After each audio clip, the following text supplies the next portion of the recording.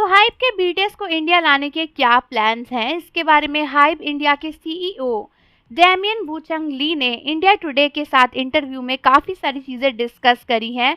And अब हमें पता चल ही जाएगा कि क्या सच में बीटीएस जल्दी ही इंडिया आ सकते हैं या फिर नहीं। तो रिसेंट इंटरव्यू में हाइब के सीईओ ने इंडिया टुडे के ढेर सारे सवालों का जवाब दिया, जहां पर उन्होंने ये एड्रेस किया कि किस तरीके से इंडियन फैंस ना केवल बीटीएस के फैंस हैं बल्कि और भी आर्टिस्ट के फैंस हैं, एंड किस तरीके से उनका कोलैबोरेशन रहा गुरु रंधावा के साथ अपने ग्रुप ली सराफेम को लेकर, एंड और भी बहुत सारी बातें। बट आखिर में उनसे ये क्वेश्चन किया गया था कि हम बस ये जानना चाहते हैं कि इंडियन फैंस आपसे क्या एक्सपेक्ट कर सकते हैं आगे चलने वाले सालों में। एंड इस पे उनका जवाब था कि देखिए, मैं अपना बेस्ट कर रहा हूँ कि मैं हाइप को इंडिया में फैला सकूँ, एंड बीटीएस हमारे बिगेस्ट आर्टिस्ट हैं। तो मैं ऐसा नहीं चाहता कि मैं बस बीटीएस की ही बात करूं और बात को ख़त्म कर दूं, क्योंकि मेरे लिए हर एक आर्टिस्ट जो हमारे रोस्टर पर है वो बहुत ही ज़्यादा अहम और प्यारा है।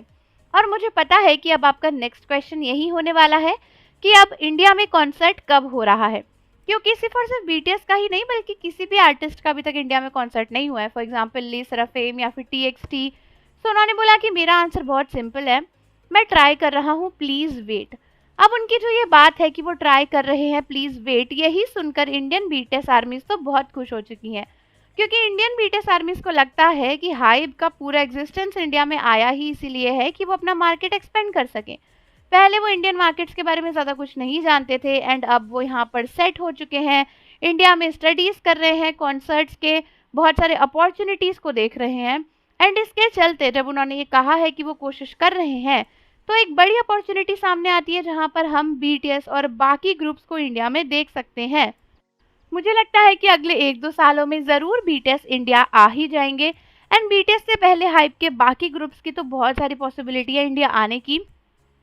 एंड बहुत सारे आर्मीज एक्साइटेड हैं ये सब कुछ सोचकर कि 2027 में हाईएस्ट पॉसिबिलिटी है कि बीटीएस एंड हाइप के बाकी ग्रुप्स इंडिया में ज़रूर परफॉर्म करने आएंगे। वैसे पहले भी हाइप के आर्टिस्ट ने एंड हाइप के जो सीईओ हैं उन्होंने कहा था कि हम इंडिया में आए ही इसलिए कि हम फैंस को उनके आर्टिस्ट के थोड़ा क्लोज ला सकें, बीटीएस आर्मीज़ को बीटीएस से मिलवा सकें। सो मुझे लगता है कि ये इंटरव्यू एक बहुत ही पॉजिटिव इंटरव्यू रहा बीटीएस एंड इंडिया के जो कोलैबोरेशन है उसकी बातों को लेकर और बाकी आर्टिस्ट को लेकर। बाकी आप बताओ कि आपका इसके ऊपर क्या कहना है। जाने से पहले चैनल को ज़रूर सब्सक्राइब कर दो, बेल आइकन प्रेस कर दो। मिलते हैं आपसे अगली वीडियो के साथ।